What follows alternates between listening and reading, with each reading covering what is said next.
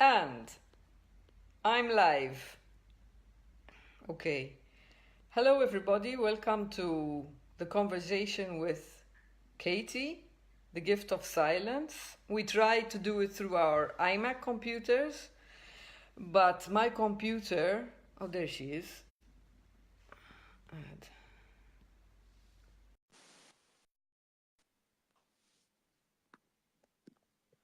My computer in is Jurassic in computer terms. Hi, Katie. Hello. Can you hear me? I can hear you. That's brilliant. Hang on. We're echoing like a motherfucker.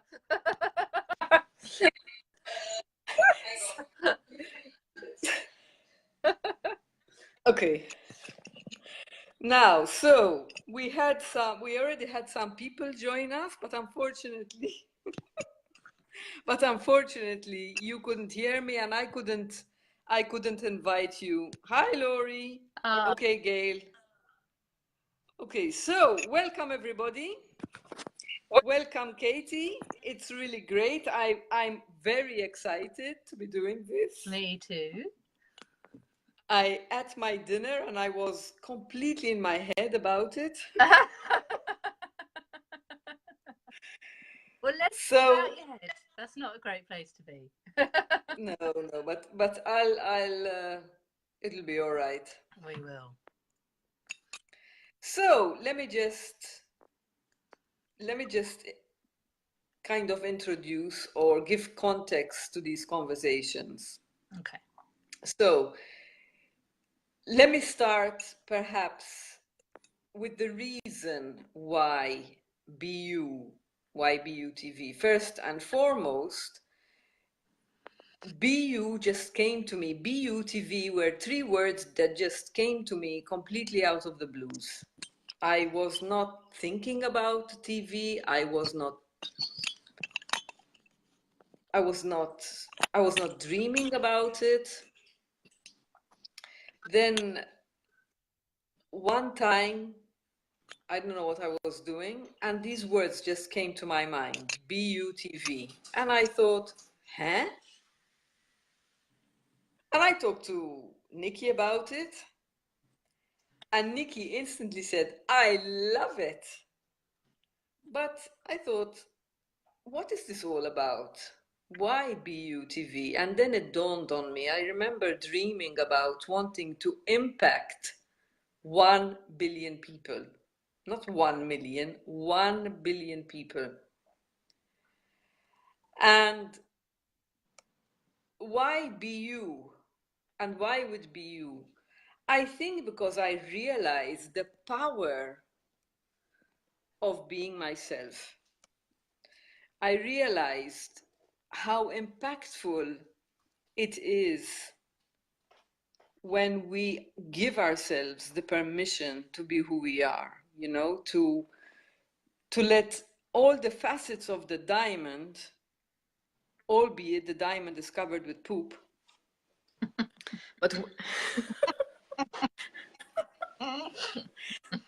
but when you start to let go of the armor and you start to love the idiosyncrasies, the warts, and you start to have more compassion towards what I deemed as a weakness or something I didn't like in myself, I started to kind of blossom, started to be more comfortable in my skin. And I realized, I was told, that it was also very impactful for others.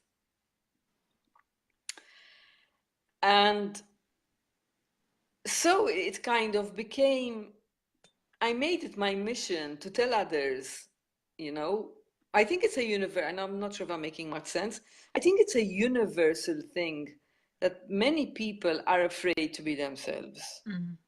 I agree. Yeah. So that's how BUTV is born. Now, I have no idea how this will ever become a TV station. I have no idea, but I'm really, really, really excited, proud to announce that this is the very first conversation I'm having. Woohoo! And I've done it in this format live and not Zoom because I want it to be one-on-one, because the setup that I want to have is one-on-one with people in my studio eventually. So that is in a nutshell why BUTV, why the dream, and why I hope that this really helps people find how special they are, that they are a gift to the world. As I am discovering for myself, someone sent me another message. No, that's the same one that I put up. And I was so touched by it.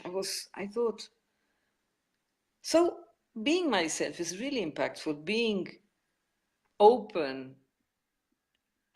is helpful.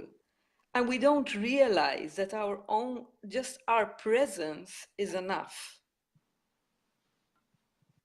Just now coming to you, just like your presence, and because I've said enough about this now, the gift of silence and how you shone your light on me, Katie, and how I realized that you embraced your silence, your silence, your silenced.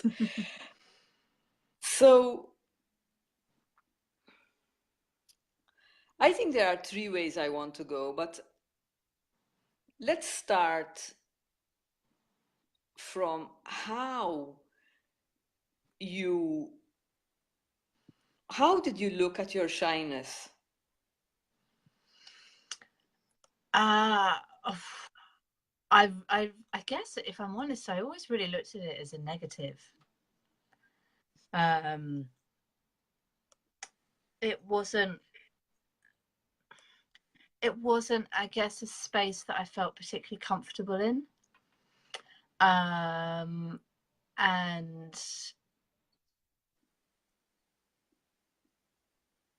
I think because, you know, until you realize what's really going on, and particularly when you're young, you know, you don't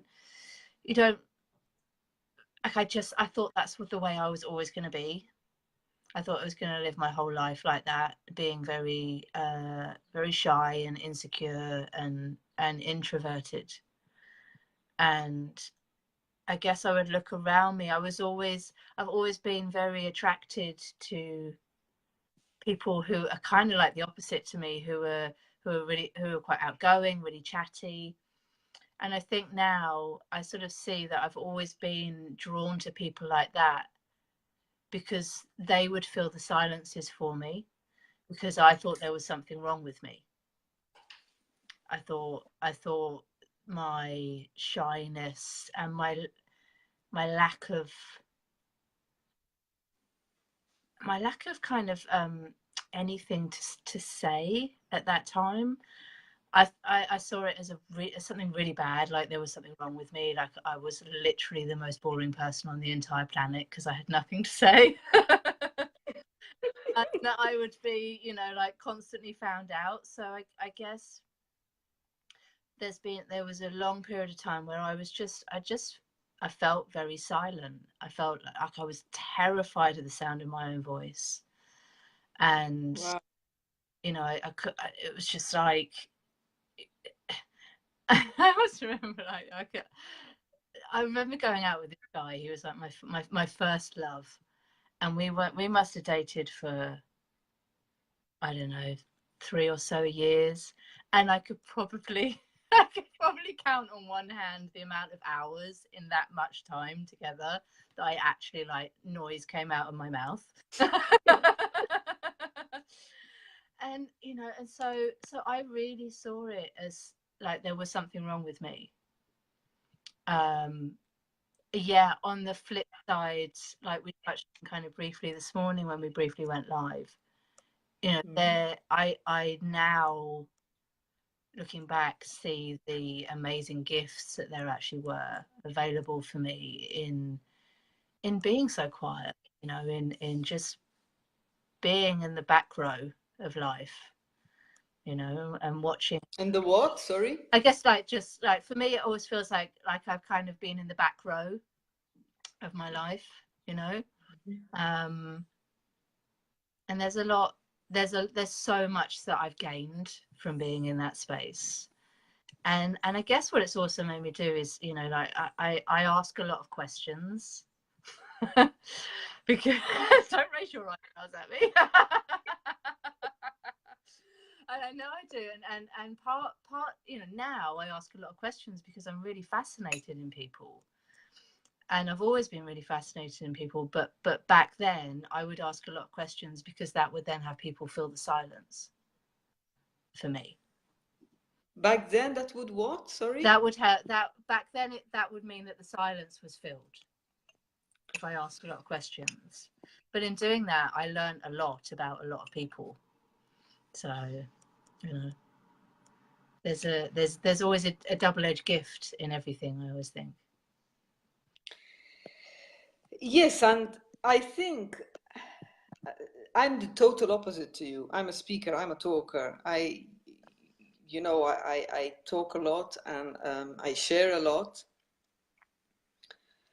But I also noticed that I was observing you. And I was observing you, now just to put people in the picture, I was observing you in a private group that we were having, and conversations that we were having. And I was observing your silence and how you were observing, and I was watching you learn. And it struck me, you said something this morning which I'd like to touch upon. You just said that you ask a lot of questions because you're curious. But you also, this morning you said, silence gives me the opportunity to also listen to what is not being said, to what I'm not hearing. And that to me is an art. Because very often we don't listen to listen, we listen to answer. And it's you, I think, listen to listen. So tell me how maybe there's no how to, but yeah, I want to know how, you know, what don't you, I mean, how do you know that you're not hearing something? It's because you're so silent in your head? I think what it is for me is I guess it's so kind of, it's so part of me that I don't necessarily know that I'm doing it. But when you really sit in that place of silence, of stillness, of, you know, I'm not in my own mind chatter, I'm just listening to that person, and kind of, I guess it feels like I'm sort of tuning into them, and I'm very I guess I'm very empathic, so like I feel a lot. I pick up a lot in people's tones of voices, and I'm not a body language expert or anything like that, but I think, you know, when you really listen to somebody and you look at them, you can pick up so much that's not being said, and I guess I can tune into the feeling that somebody is in when they're sharing with me. And so there's space in what they say for me to feel into them, and kind of feel what they're feeling, not necessarily what they're saying. I don't know if that makes sense. That makes me a total weirdo. Yes. I think that, not I think, only 7% of our communication is verbal. Yeah. So it doesn't surprise me that you can understand, and since we are energy, and that's all we're emitting is energy, it doesn't surprise me. But I think for you, what silence has given you, this ability that you've managed to develop over the years because you were shy, is to be really still and really, really listen. Really, really listen. So that's the gift your shyness has given you. Mm. Yeah, yeah, for sure. For sure. I think, you know, it's taken me, I guess, a long time to realize that. You know, it took me a long time to move past the, oh, there's something wrong with me stage. Um, and I guess it's, you know, been in the sort of last 4 or 5 years that I'm really comfortable with the fact that this is kind of how I am and what I do. And really in the last couple of years that I've stepped way more into, oh, this is who I am and this is just something that I do, and like there's no label on it, there's no small box of weirdness that I try to squeeze myself into now, because there's like, you know, because I think sometimes with the labels that we wear, you know, we think there's something wrong with us, you know, and it's like actually I'm kind of coming to find that all of those big list of things that I thought growing up, well, that there's something wrong with me, that makes me weird or whatever, and now like when I look at them, I like are probably my greatest strengths, you know, and the qualities that I love most about myself, but the things that I've tried desperately to change my entire life because everybody else saw them as being a bit weird or wrong or not fitting in, you know. And a lot of people are really uncomfortable with silence. They are like, you know, we don't stop and listen. We just kind of are constantly in our own dialogue, and we think we're in conversation with people, but all we're doing is really, exactly as you say, we're listening to answer. You know, we're listening for our own response, and so we talk over each other, and you know, all those kind of things. And I'm like, I just, you know, I guess I go the opposite. I just sit back. I would rather sit back and observe than feel like I have to get my point across, you know. I had to learn to listen. Yeah. I, unlike you, I'm not sure if I was shy. I was a very quiet child. I didn't say much, but I didn't know how to listen. Mm. I really had to learn to shut up and listen. There's something that you said before. Yeah. You said that it's 4 or 5 years ago that you started to get comfortable in being you with this. It's not weird, and you appreciate the gift. What did you say? I'm trying to paraphrase, but more or less what you said is it's the in the last 4 or 5 years that you've given yourself the permission to be you. Yeah. Yeah. And that's, you know, I think it took me a long time. You know, you kind of think, oh my God, really? Like I've got to this age and I'm still like only just, you know, letting myself be who I really am. And I think that will be a work in progress my entire life, you know. And but you know, when I think of where I've come from, you know, and I was talking to a friend about this the other day, and it's like, you know, coming out the other side of my school years, I guess what I felt like I did was through through spending so much time just sitting and listening, I would look around at all of the people around me. And at the time when I was at school, I went to an all girls school. So I would look around at all of the girls around me. And I would sort of think, well, you're popular. People seem to like that about you, and that about you, and that about you, and that about you. And then it was almost like I kind of tried to sort of stitch these personalities together and wear them as me. And none of it fit, you know, none of it fit at all. And I lived a long time like that, you know, and because none of it fit, it didn't feel comfortable. And so I felt like I was just constantly searching outside of myself, you know, searching for the answers, you know, and it took me down interesting avenues, you know. I I met a lot of interesting people, and I had interesting experiences, and you know, and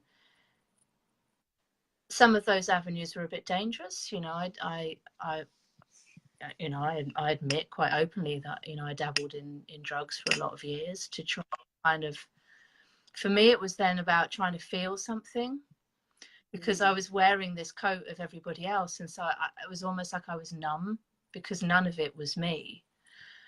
And so I would do things, generally really painful things, just to try and feel something. And then I met an amazing friend, and she was one of those people that, you know, and you meet somebody who just like, they can just see you, that like you can't see yourself, but they see you. It's like she kind of zoomed inside me and went, oh, there you are. And just kind of like, through our friendship over the years, just kind of like coaxed me out a bit, you know. And it wasn't, you know, really till I was about 28 that I would actually look up off the ground as I was walking around, and look at people. So, you know, I think what's changed for me in the last sort of 5 years, you know, I came across the principles prior to that, but I think, like anything, you know, it's about deepening your own understanding. And I got to a point where I don't even know what it was. It was just something very natural that just sort of seemed to happen. And I realized that I'm happy being me. Like I actually, in fact, I don't even like me. I love me now, you know. And I never in a million years thought I would ever be in a place where I could honestly say, you know what, I love myself. Not from that up my own arse way, but just from that, you know, I love who I am. And I always remember somebody saying to me, you know, you have to be yourself because everybody else is taken. And it's like, whoa, that kind of really hit me. I was like, oh fuck yeah, okay, I just better get on with this. I just better get on with, like, you know, this is me. And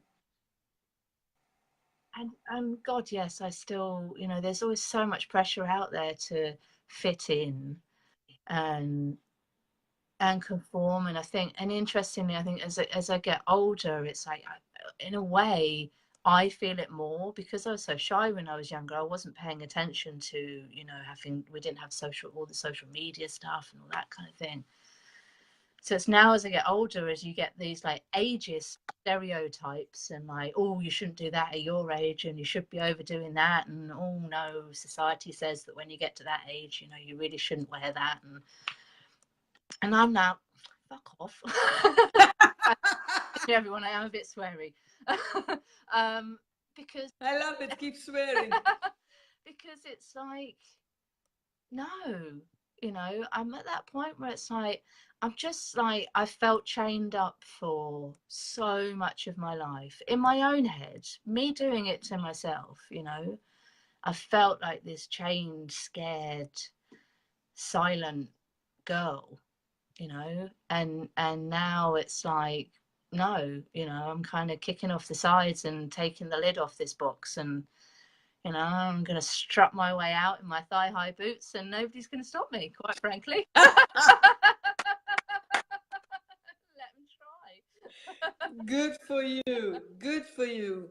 It is so tiring trying to wear other people's clothes or to be it is so tiring. It's exhausting. Yeah, and yeah, I, for me, being me has given me wings. Because I'm the complete opposite to you. I'm an extrovert. I talk to everyone. I talk to flies. So it's really easy for me. I just mix and mingle. It's my gift. Yeah. Silence is your gift, and mixing and making friends is mine. So, wow. Love your thigh-high boots, Laura. Laurie's seen. She's had the pleasure. Dominatrix. And it's also amazing what lengths we go through to not be ourselves. It's amazing how we cover that diamond with poop. And then I'm so happy that you realized and that 5 years ago you thought, no, I'm not covering it up anymore. I just want to be me, damn it. I'm beautiful. And you are, because I'm telling you, Kate, you really shone a light on me. Your silence touched me. Thank you. And I'm not just saying it.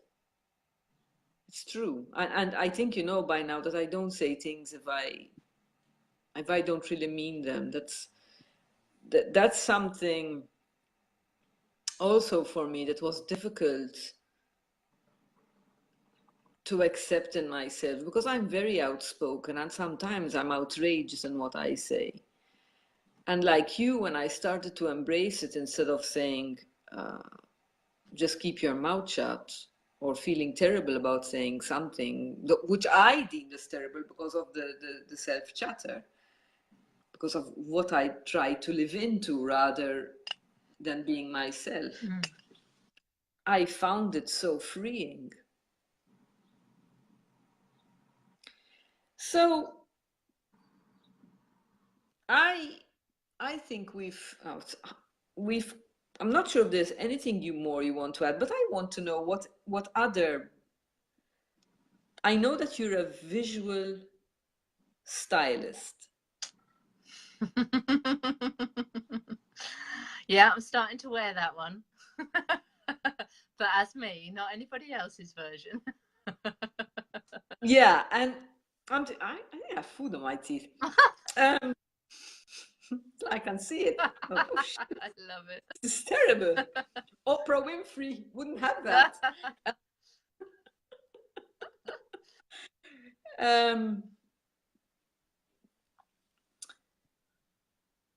I didn't mention that I would touch upon this, but I think it would be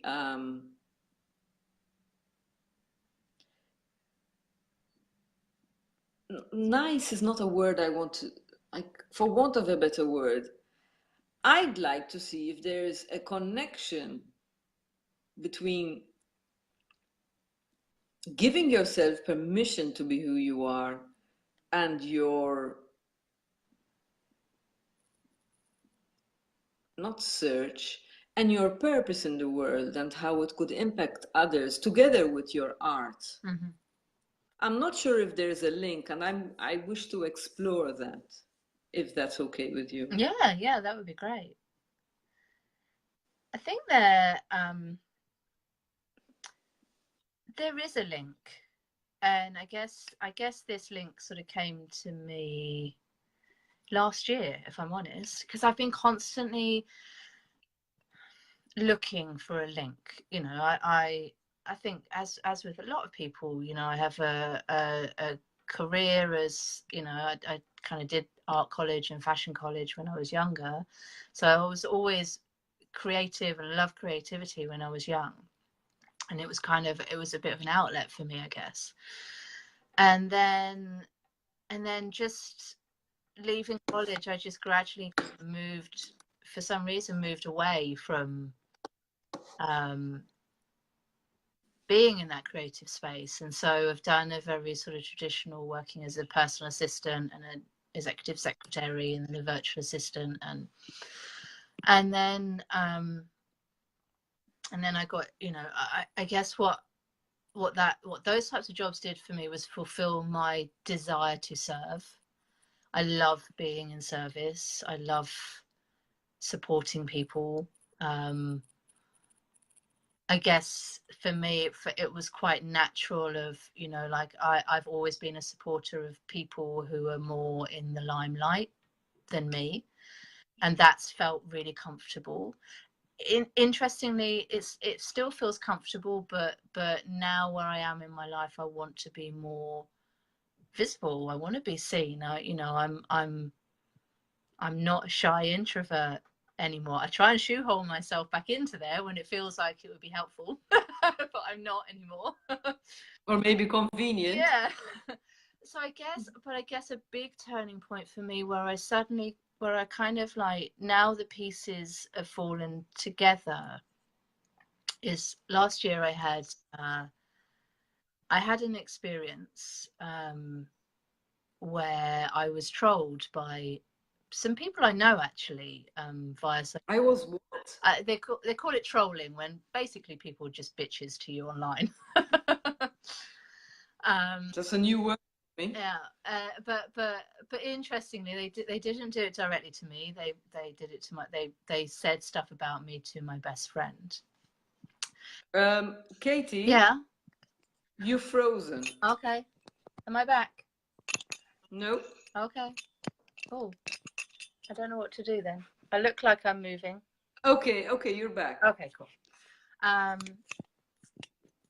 So they were trolling. So they were trolling me. Trolling. Didn't know how to say it. Because of a picture I posted on my Instagram of me in my thigh-high boots, actually. But it was such a I know. But it was such a fascinating experience, Diana, because I guess what happened was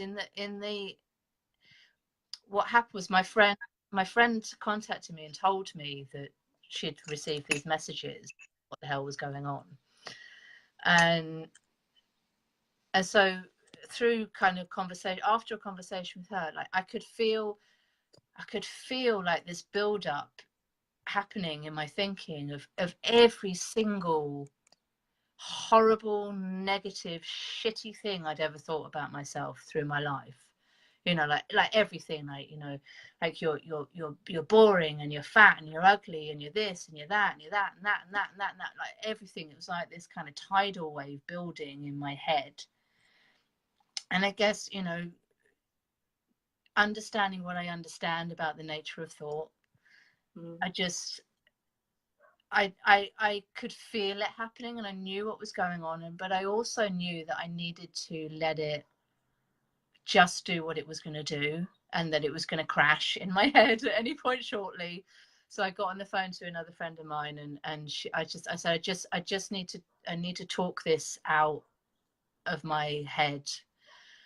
And at some point through the conversation, I was really upset. I was crying, and at some point in the conversation, and I think I might have even like shouted it, because I was like, at that point I was like, I'm not getting back in the fucking box. I don't fit in the fucking box anymore like this, because this box I'd kept myself in such a tight box my whole life of who I was and who I believed myself to be, and I knew that I'd got out of that space. And so I guess what really impacted me was just how, once we lift the lid and we start seeing something different about ourselves, you can't ever go back. And it really struck me, like yourself, actually, really how passionately I feel about every single one of us finding our freedom. You know, my business is called Destination Freedom, and it's called that a lot, largely for this type of reason, because I truly believe that when we can see all the tiny little pigeonholes we create in our own minds about who we are, who we think we are, that once we start stepping out of each of those boxes, you know, we start truly connecting with the freedom that's inside of us. You know, being who we really are is freedom. It's ultimate freedom. So I guess through my business, you know, what my desire is working with people to really help them just really connect with, who are you right now? Like, who are you? Not the labels, not that I'm a mum, I'm a sister, I'm a business owner, I'm this, I'm that. It's like, who are you?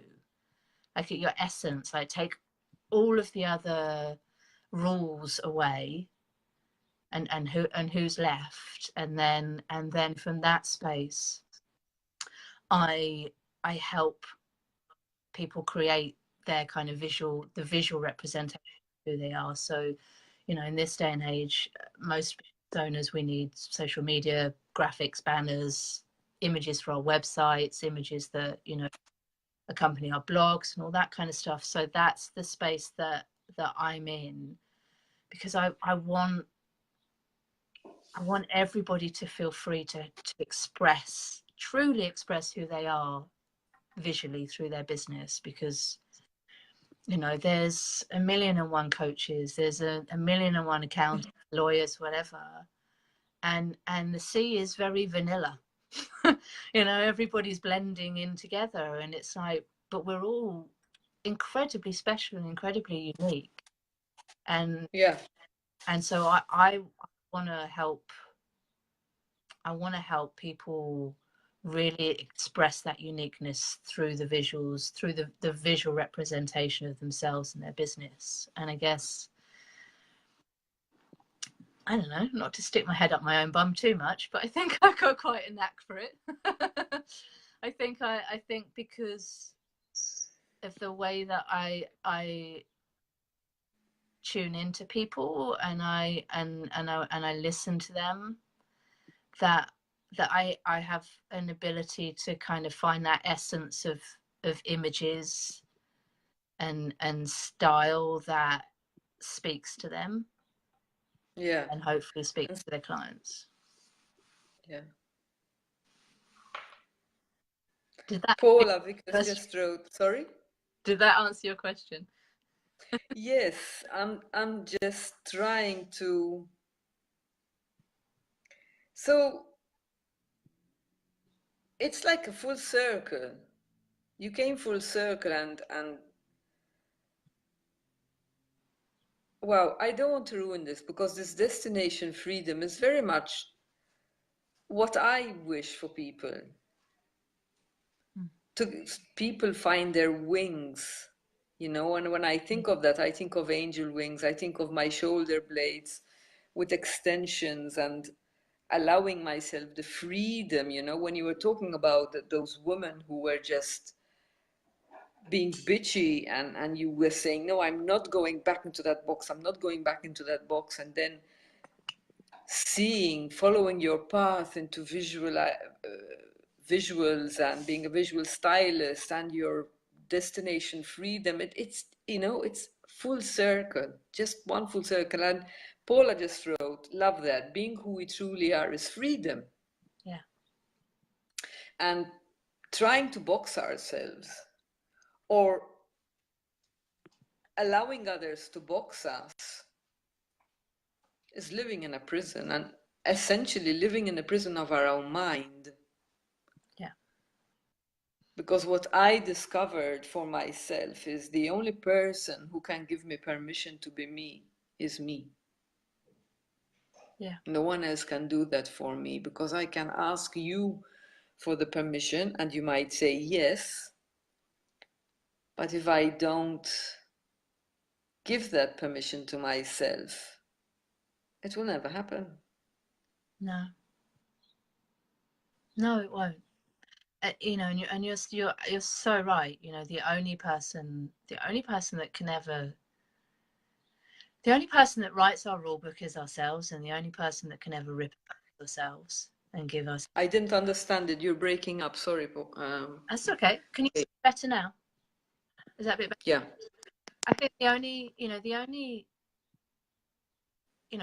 society creates a certain level of rules that we have to live within, and then we take that and we make even more, you know. And you're so right. You know, the only person that can give us permission to rip up the rule book and be whoever the fuck we want to be is ourselves, you know. And the moment we see that, you know, you can't unsee that, you know. And it's not about just throwing your entire life up in the air and going whoa, you know. It's like, you know, you can do it at whatever pace you want, you know, but start somewhere with kind of seeing, okay, where am I limiting myself? Like, how, like, is it honestly this situation that's limiting me? Because it never is, we know that. No. You know, but like, I interesting, you know, isn't it? Like I'm a really curious person. Like I love getting curious about stuff, and it's like, you know, I kind of love those moments where I'm like, interesting that I'm doing that.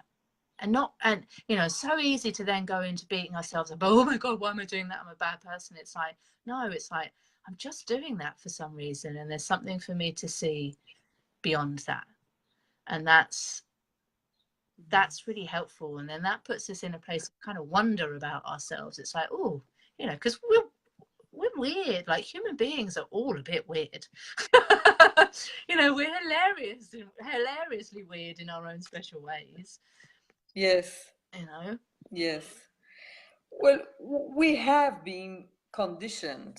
Mm, And I mean, I'm 51 and I only started to discover, I only found my wings something like 6 months ago. mm, So not very long ago. And there's no turning me back now. no. I found my wings and I want to pay it forward. I want to pass it on. Mm,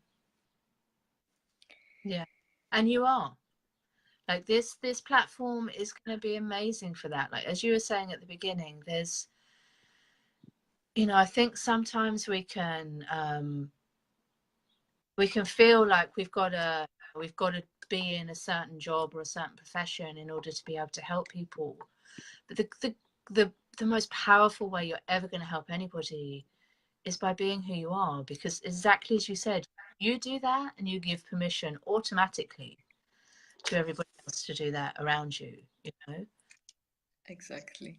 And I think that's beautiful, because then you open up a whole different level of conversation that's really natural and so transformative, not by sitting down and trying to coach somebody or hypnotize them or do whatever anybody does, but just sitting down in front of somebody, holding up a mirror as if to say, like, this is me, who are you, and let's have a chat.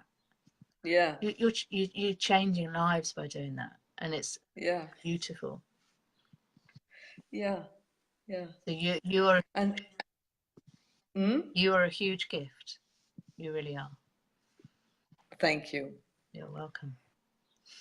Thank you, Katie. I think I can say likewise, but I'll accept the thank you. Good. So I think it would be a good place to wrap this up. How does this feel for you? It feels good. There's one thing I would really like to share, if that's okay, and it's just Please. and it's something that was a real turning point for me. Um, I was in a program a number of years ago with Sheila Massand, and there was a lady in it called Sue Pankowicz. Some of your members might know Sue. She's in the principals community. Never heard of her. Yeah, she's lovely. And we were having a conversation about, you know, about being ourselves. I can't remember exactly what it was that Sue said to me, but the way I heard it was, you know,